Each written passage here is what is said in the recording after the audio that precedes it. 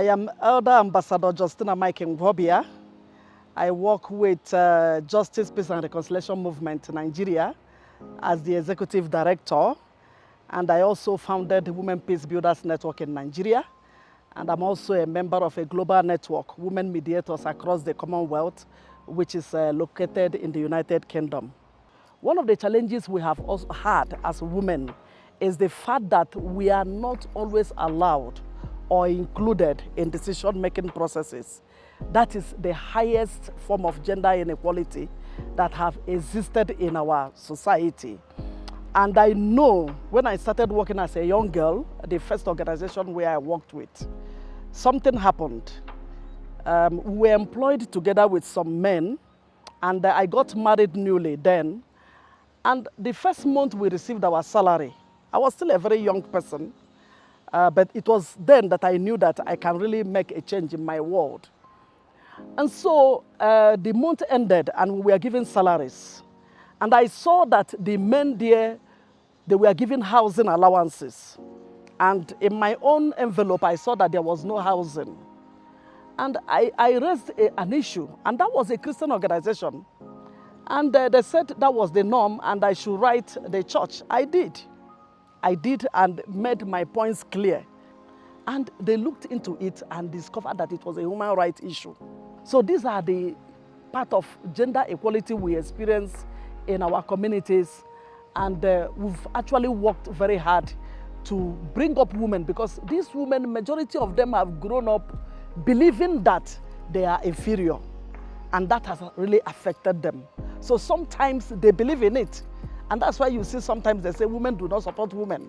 This is because the society say you are not supposed to contest, for example, as a woman. And that's why when a woman comes, your fellow woman will ask you, what are you going to do there? So these are the things we try to see how we can deconstruct it and then change the narrative that all of us are equal participants. Our involvement started with the online sections, and it really opened our eyes, especially looking at the scriptures.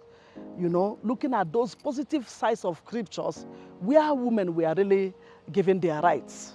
Since after we took those courses, it has ignited our spirit to work more collectively, form networks, more networks, support systems within ourselves, and speak to one another on how we can help each other to move this process forward.